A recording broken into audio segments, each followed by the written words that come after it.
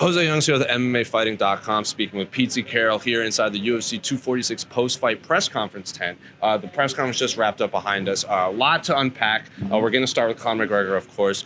He was victorious. He knocked out Donald Cowboy Cerrone in, I believe, 40 seconds, sub-minute. I know both of us picked Conor to win. I don't think we picked him to win that emphatically. Cowboy Cerrone actually landed 0 strikes. He did throw a kick, so at least he threw something, but didn't land a single strike. So the first time that's ever happened to him. He holds every single record, and now Conor McGregor holds another record, knocks out Cowboy Cerrone under a minute, and absorbs 0 damage. I mean, we were talking turnaround, and we were like, well, it depends on how healthy he comes out.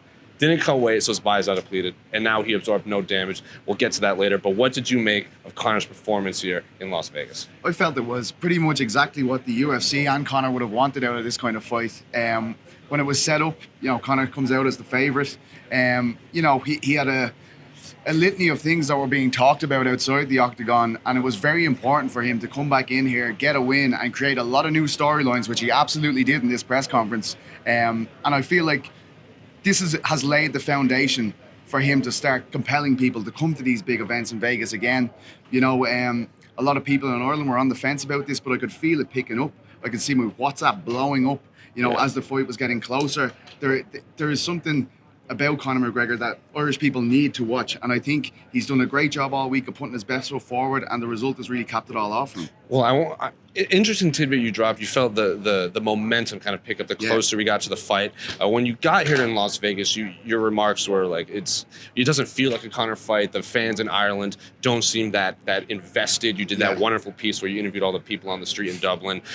Whether Conor saw it or not is up for debate, but now that the fight is over and we saw how he won and so dominantly, what was the reaction back home in Ireland? Yeah, I see people cheering him on, getting behind him again.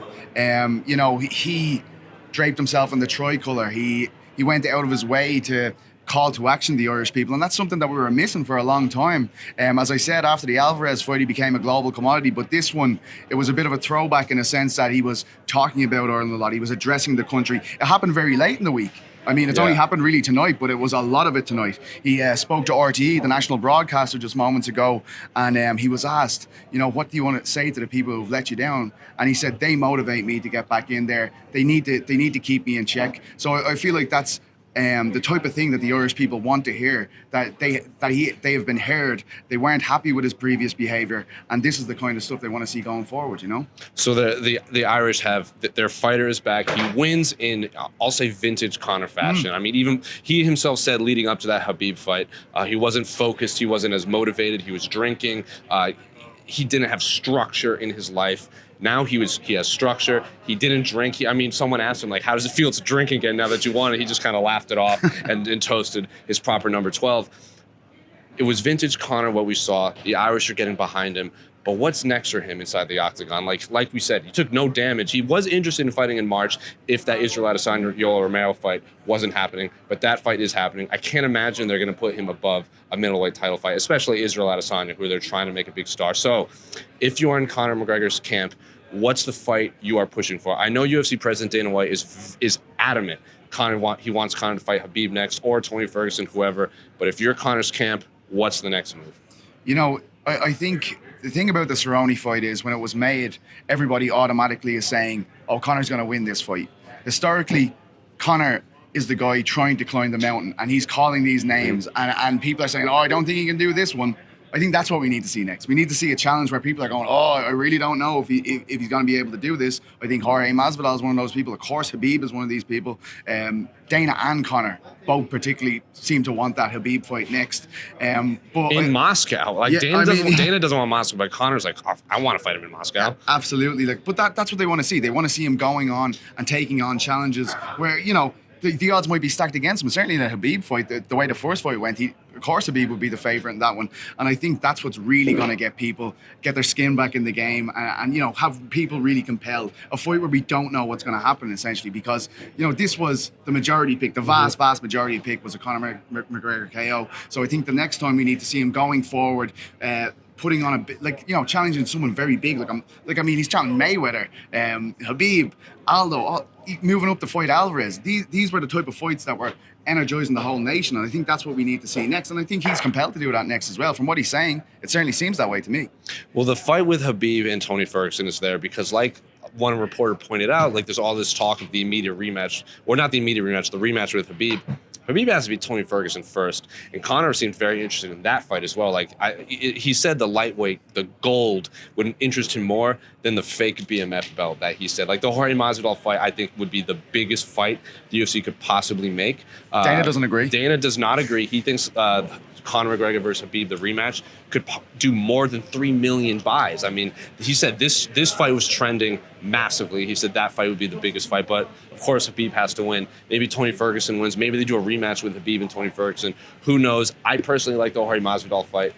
Dana White wants Jorge Masvidal versus Kamaru Usman. Kamaru Usman was also cage side, yawning when they put the camera on him, but I think we're both in agreement, like, Justin Gaethje's kind of a loser in this whole situation. Yeah. Not loser in the sense that, like, what do you do with him now? But he wasn't in the narrative. No, right? he this really was a wasn't. fight that he was very much in the narrative before it was announced that it was Cerrone that he would be fighting. Everybody was calling for Gaethje, and unfortunately, he wasn't one of the people that was, you know, proposed to Conor tonight when he was on the stage, really. It was all about Masvidal, it was all about Usman, it was all about Khabib. Unfortunately, it looks like he's got the short end of the stick here for Justin, but, you know, Masvidal's a huge fight. You know, like, it really is, and it's a fight that takes place within McGregor's wheelhouse. A lot of people are saying to me from back home that Masvidal didn't really stimulate interest in that fight tonight as much as he possibly could have. I haven't watched the broadcast, so I don't know. But, you know, when Dana was talking about that Khabib fight today and it breaking all these records, it does seem like a way bigger fight now that Conor has won a fight again. In this fashion. Yeah, like, in theory, when they were just talking about that without this happening, without a win, when Conor was just talking about the rematch, it seemed crazy. But now that we've seen him all this week with better behavior, and he's gone in and done exactly what everyone expected him to do. Now it seems like, you know, maybe it could be. Maybe they could. Like, that was a crazy, crazy fight. The storylines you could generate from that fight was insane. Like, I mean, no matter what we want to say, it was ugly. It was very dark, but everybody was really the world involved. stopped for that. You know, so, you know, maybe he does have a point there, but just right now, Masvidal seems like the hot guy, or certainly did before this happened. So, I mean, the narrative that comes to mind is Conor himself said he wasn't focused in that camp leading up to Khabib. I mean, you yourself said, like, the stories that could come out of that fight camp could probably fill a book. Oh, it's crazy. So, like, the narrative's going to be a focused Conor McGregor rematching Khabib, like, this, like, his foot's probably not going to be blown up like a balloon and this and that. So I'm not quite sold, because I think Khabib will win that rematch. And first he has to get through Tony Ferguson, which is and Floyd Mayweather. And of course Floyd Mayweather. Like, Floyd Mayweather put out a graphic to rematch Conor, and then 30 minutes later he puts out a graphic to fight Khabib. So, like, it's quite confusing. It is quite confusing. Manny Pacquiao's making fake graphics to fight Conor McGregor in Allegiant Stadium here in Las Vegas, the new Raiders Stadium. So if you're Conor McGregor, you pretty much have the pick of the litter who's going to make you the most money. And like Dana White said, Conor McGregor versus this random reporter with a camera would be a big fight. And I tend to agree. Who cares who Conor McGregor fights next? People are going to be interested. Exactly. As I said, he's laid the foundation to grow again now. But this was necessary. This whole thing was a necessary step to take before he could go on and challenge these big names again. I really feel like that, you know. Cerrone himself, like, I see a lot of people saying, you know, he didn't put forward a good challenge, but, you know, I mean, who like, he didn't put forth a good challenge, but who could have been prepared for those shoulder strikes that he threw? Like, those, like, they just shattered his nose right away. And, like, I mean, that is a positive that McGregor's camp are going to take from this. Like, he showed a lot of new wrinkles. Like, now he's landed head kicks back in the day in Cage Warriors, all this kind of stuff, but, like, you know, to damage Cerrone the way he did with the shoulder strikes and the head kicks, like, you know, he spoke about himself. Like, he was saying, you know, I'm only known for the left hand. These are new wrinkles in his game. We haven't really seen those before. He hurt Cerrone with the shoulder strikes. He hurt him with the head kick. So I feel like that's something they're going to take very positively from this. So one final one before we move further down the card. You said you viewed this fight as potentially a factory reset. Yeah. Is that what you witnessed today? Absolutely. Look, nobody's talking about all the controversies. Everybody's just talking about, is it going to be Masvidal? Is it going to be Khabib? Is he going to do it in a stadium? He's created so many storylines today, and none of them are negative, really. It's just pondering his future. Like, that's exactly what the UFC and Conor McGregor would have wanted from today. We've come away from this event talking about this guy who was so happy, he was so respectful all the way through the camp. You know, he's coming out here and he's setting up several fights. Is it going to be Usman? Is it going to be Khabib? Is it going to be Masvidal? I think that's pretty much perfect from McGregor's brand position. I think that's exactly what they would have wanted. So moving down one fight, we're going to talk about the co-main event. Holly Holm moves to 2-0 against Raquel Pennington. Not the most thrilling fight. I don't want to put blame on any of the fighters because Holly Holm was basically using a lot of fence work where she'd push the fight up against the fence, clinch up, and kind of work in the short range. The crowd hated it. I was outside sitting octagon side. The crowd booed whenever they clinched up and just had a roars cheer whenever they separated. But Raquel didn't really seem to do anything to try and stop it. Like, she would find herself stuck against the fence and was basically like, I guess this is why I'm here now. And Holly Holm was like, well, I'm just going to keep working then. Like, if you're not going to do anything, I'm just going to keep working. Dana White was not the happiest person. We're standing back here during the press conference. Dana White is rinsing the referee for not separating the fighters, saying there was no action, saying like when there's not enough action, you're supposed to separate them, this and that. Holly Holm is standing right here, looking at Dana White, basically throwing this fight under the bus. But what was your takeaways from this fight? Yeah, I mean, it wasn't the most thrilling fight in the world, but I mean, like, Holly came in here as a boxer, and she's in there doing this to Raquel. She's out wrestling her. I mean, if Raquel's not going to offer anything else, what do you want Holly to do? She's won the fight soundly. And look, you know, maybe some blame does be placed on the referee. You know, it's hard to know, but I just think it's a tad, you know, disrespectful when Holly's there waiting for her turn to get up on the stage, and the press conference has gone on for an hour. And we later learned on, like, Holly got very emotional, saying that her father, like, recently had a stroke, and that really affected her. So I get her father's usually at these her fights. Father is she's very close with her father. Yeah. It plays a huge part in her combat career. So you have to feel for Holly, and she got the W at the end of the day. That's all that matters. She's back in the win column. She said she has no interest in retiring right now.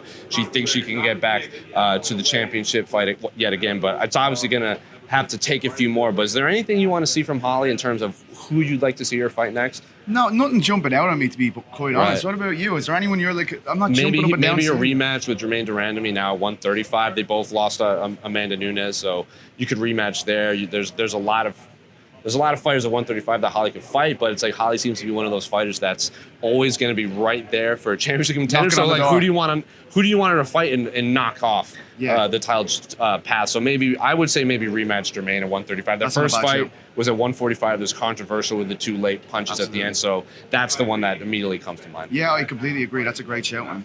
Anything else interest you off this card? We had we'll say the main card, because we have a lot to talk about on the prelim too, but Team Crystal member Brian Kelleher, the last like 24 hours, gets a crystal from us backstage at the official weigh-ins. Like an hour later, gets bumped up to the main card for pay-per-view, submits his opponent Ode Osborne in the first round, and gets a performance in the night bonus. Now, I don't want to say we played a factor in that, but we definitely played a factor in that, right? Well, I don't know if it was us or the power of Pyrite, but it certainly was. Something came over Brian Kelleher today, and he admitted as much in his post-fight interview. And look, you know, we're getting some people hating on the Crystal movement, but the proof's in the pudding, guys. We got it there tonight, you know?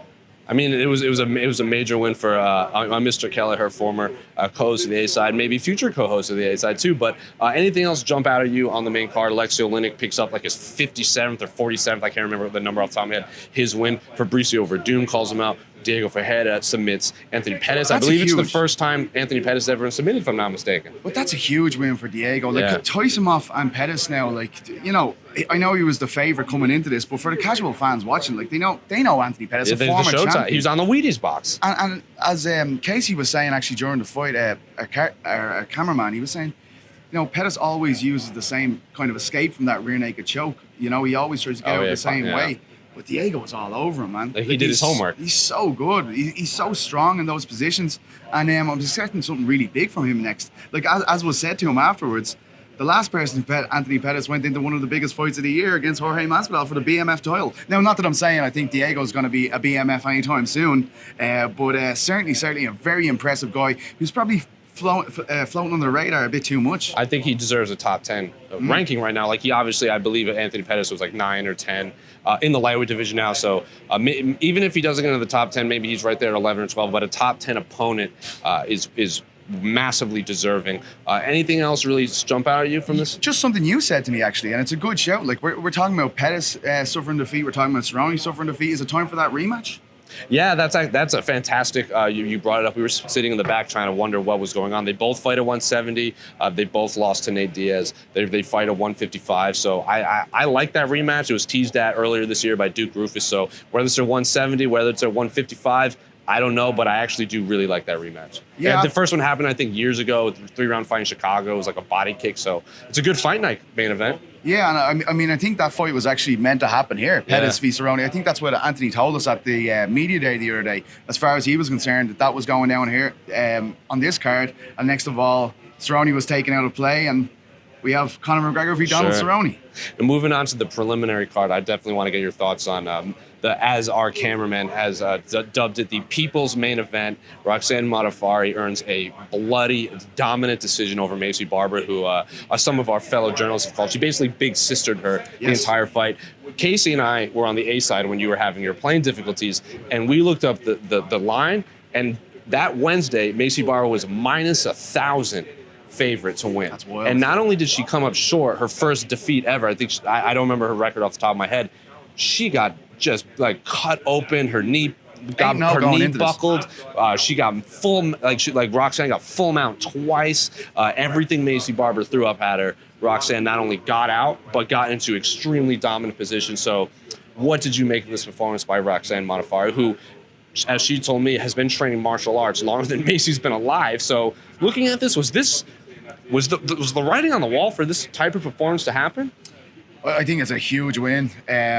She looked brilliant at the weigh-ins. Unbelievable. She looked so ripped, you know. And like, remember when I saw her facing off with Maisie at the ceremonial weigh-ins, and you kind of seeing them looking at each other, like, Roxanne looked huge, you know. And it's just experience, you know. Like, we haven't really seen her go that dark before. Sure. You know, she was pretty sinister in there as she was fighting. She's the nicest person in the world when she isn't fighting, we should point out. But she looked absolutely unbelievable. You could argue it's nearly one of the biggest wins of her career, because we're all talking about Maisie's going to be the youngest champion. Maisie, she hits like a mule. And then Roxanne goes in there and, you know, has her way with it, really. Like, she completely Maisie dominated. had no answers for anything. And She looked genuinely shocked by the situation. Remember the doctor came over to try to check her eye, and she's like pushing her away. She completely overwhelmed. I felt she was cracked. She cracked. She had cracked after that first round, and her knee was buckled. Weird situation where the referee checked, or the doctor checked the knee between rounds, and we're like, well, what if Roxanne didn't know her knee was hurt? She said afterwards, now she clearly knows her knee is hurt, but she said she didn't know. She didn't know. Didn't want to target the knee. She's like, I wanted to punch her in the face, not the knee. So I was nice. like, what a nice woman. Just punch you in the face, not your injured knee. But beautiful performance. I mean, we were talking on the A side, like, if Maisie wins this by another stoppage, why wouldn't you give her a title shot just based on the hype alone? She's the one trying to calm us down. We're at the media day going, oh, it's not going to be too long till you're fighting for the title. She's like, maybe two or three more. You know what I mean? So that's the situation she came into there. Like, we were all pushing this as the next big star of this division, and Roxanne comes in and takes all that momentum. I'm very interested to see what they do with Roxanne. And there's a lot of 125 fights going. Molly McCann has a big fight. She has a brilliant win streak too, so maybe she wins. That's a fun fight. That's a great fight. Roxanne, I don't want to see Roxanne Modafferi face any more prospects. So you see what happens there with her. So she debuted in 2003. That was her pro debut, and Maisie was 5. So I mean, no one else. But anything else on this prelim card that really jumped out at you? Sadiq Youssef was a big win. Your man Askar Askarov had a brilliant performance. Joseph Benavidez even gave the title contender gave him a big shout out. But anything else strike you? I know another one. The one that you were the Drew Dober knocked out. His name is Nasrat. Exactly. A lot of great performances on this prelim. Drew Dober was unbelievable, man. Nasrat's a really, really hyped guy. You know, he's born to Afghani parents. He fights out of Germany. And I can remember the first time I went to a Hamburg card, you know, it's very obvious what he means to the people over there. He's a huge deal. And really, Drew, again, steals all his momentum.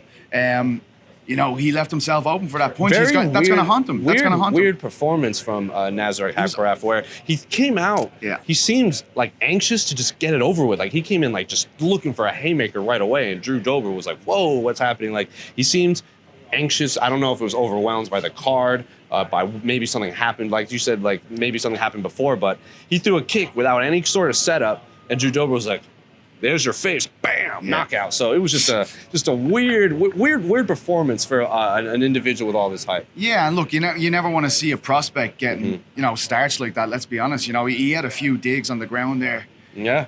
One too many. I think one too many. I felt like they could have stepped in earlier, but yeah, look, they're gonna have to do a big rebuild job with Nasrat now. Like as I said before this, Faraz Zahabi has this guy pitted as a future world champion. Yeah. Like that is not. That's not the kind of results he wants if he's going to be chasing down belts. But Drew Dober looked fantastic, and he has Dana White bigging him up. Got a performance bonus. Yeah, it's great. Like it's just the way the fight game goes, isn't it? Momentum. I mean, Sadiq Youssef, talk about momentum. He's one of the hottest fighters at featherweight right now. I mean, I remember talking with Andre Fili. I've been saying this for a long time. Like, he told me when he beat Miles Jury, like, I'm going to be champion by the end of 2019. Didn't work out. First fight of 2020 comes up short to Sadiq Youssef.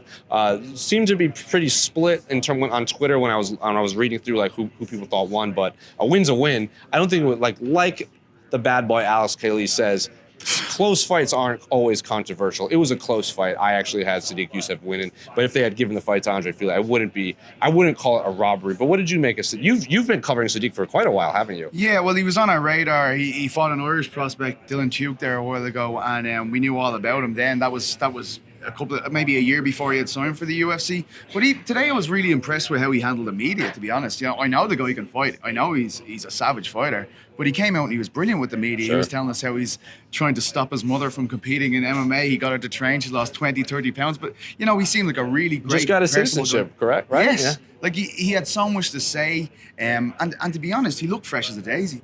He didn't have a mark on his... I think his lips, he might have cut. He had a kind of blemish over his eye, but he looked fresh. I think he has a huge future. He's 26 years of age. I mean, the sky is the limit for that guy. Another great prospect to watch out for. It was coming into this card. I think one of the narratives outside of everything surrounding Conor was this card really had like a boxing feel to it, where it was the main event drew so much interest, and then a lot of fights that might have been important or like we understood they were fun fights, but weren't bringing the eyeballs to this card. After it's all said and done, like Sabina Mazo had a great performance, Askar Askarov had a great performance, Drew Dober, Sadiq Youssef, Roxanne Modafferi. So at the end of the day, pretty fun card when it's all said and done. Yeah, I think some of the Europeans were having issues with the Holm, Raquel, Pennington. When you're waiting for that main event and you're anticipating it so much, if it, a slow co-main event can really take the wind out of your sails.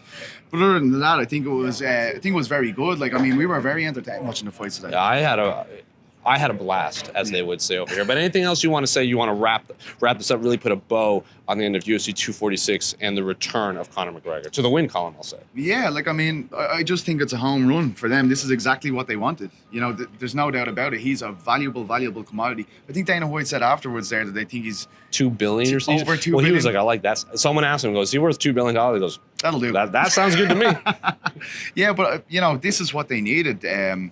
Conor now has so many avenues he can go down. He's going to stimulate the interest of the crowd again, and it's all about what they're going to do next, and we're interested to hear what they're going to do next. It's not like we're going, oh, whatever. Like, I mean, there is many fights there and huge fights that they can make based off Conor getting back in the win column and Conor really kind of absolving himself of everything that has happened. Well, in terms of everyone's interest now, this has just happened. Recency bias will dictate that this is what they're going to talk about. Well, I can't think of a better way to end this. We're going to wrap this up here from the UFC 246 post-fight show. You can stick around on this YouTube page.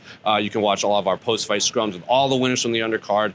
The main event, Conor McGregor and Holly Holm at press conferences after. Dana White had a press conference. We're going to have Coffee Talk coming out soon, which I know you're very excited about. We're going to have another hipster hour while we drink coffee. But stay on this page. Casey Lyden's making funny faces behind. But for Jose, that's Petesy. You can catch him on Eurobash. I'll be on the A side. He won't be because he's going on vacation or something. But maybe we'll have Brian Kelleher back. Who knows? Hold on to your crystals. Stay on this page. We're out.